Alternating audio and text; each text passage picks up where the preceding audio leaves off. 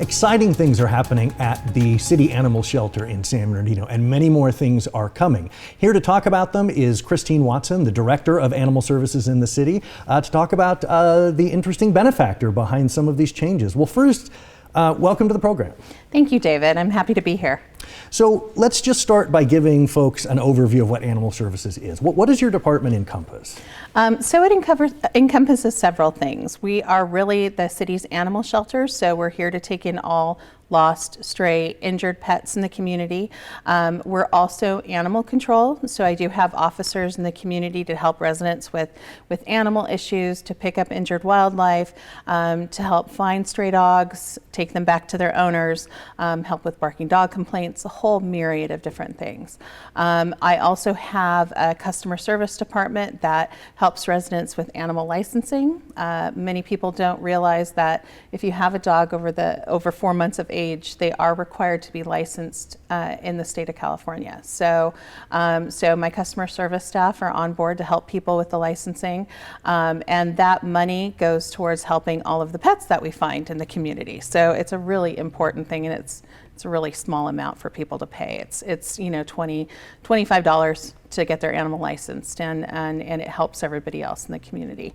And then I have staff that are there to care for the pets that we have at the shelter on a daily basis, try and make matches with people coming in to adopt a new pet or a new family member. And so it's a bunch of different departments. It's a really big umbrella that we're under. Well, you talked about the shelter. Some exciting things have been happening there. Let's talk about that. You recently had a grand reopening. Talk to me about what led to this and what some of those changes have been. Yes, so in 2019, the mayor and city council voted to keep animal services in the city. They were looking at different options prior to that. The shelter itself is an older facility. It was built in the 1960s with several add-ons between 70s and 80s. And it definitely needed some upgrades.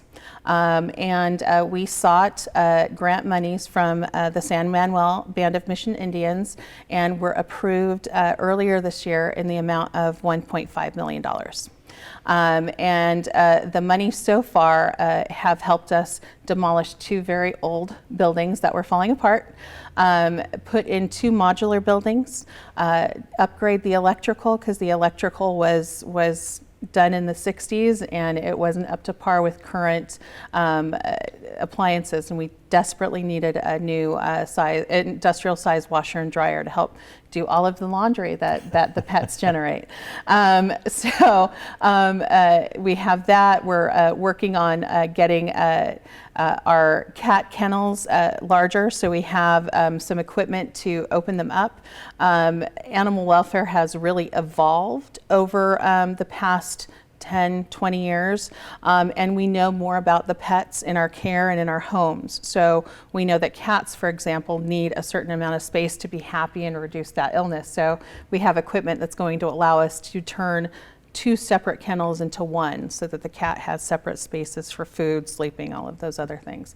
And we have new fencing up in the shelter for play yards. So one of the other changes and things that we've learned over time is that dogs are very social.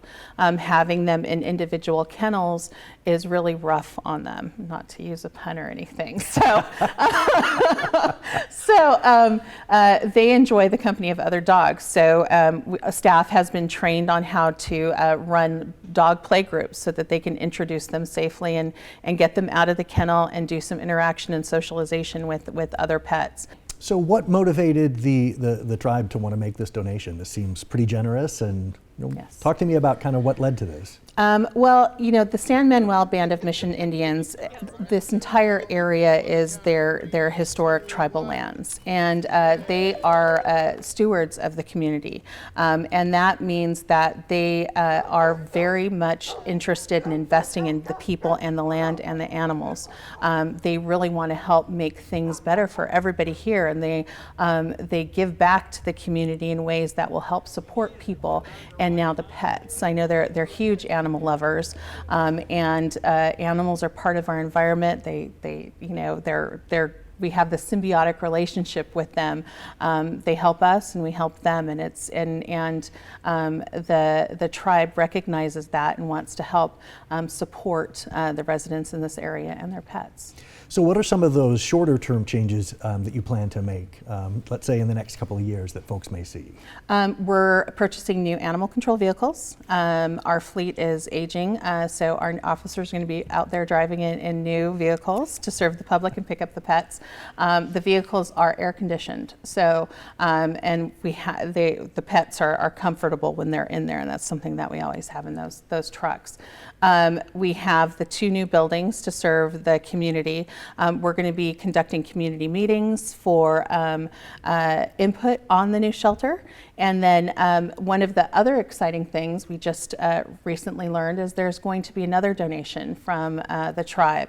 And that donation is $1.1 million, which will help us purchase a mobile veterinary vehicle and staff it so that we can then go out to the community, take our vets and their services out to the community and help people get their animals vaccinated, do spay neuter in the community, help keep the pets healthy, and help them keep them in their homes with their people who love them and care for them so that they're not coming in. We can do that by microchipping these pets, by getting them spayed and neutered so they're not having litters that are unexpected or unwanted, and then they wind up in the shelter. So it's going to really expand our ability to help the people and animals in the community, and hopefully over time reduce the number of animals that are coming into the shelter and help keep pets at home.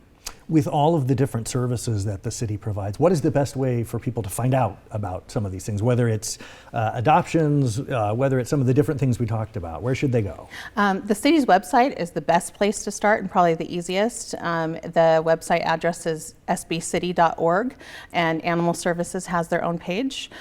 You can find links to pay for your dog license. You can find a link to the website that shows all the pictures of the pets that we have at the facility. So as soon as an animal gets on one of our trucks, there's a picture and information about them up within 30 minutes of the time that we pick them up. So if somebody comes home and their Fido's gone, they can go immediately to that website and find their lost pet, call us, and come on in. You can always reach us at 384-1304, area code 909.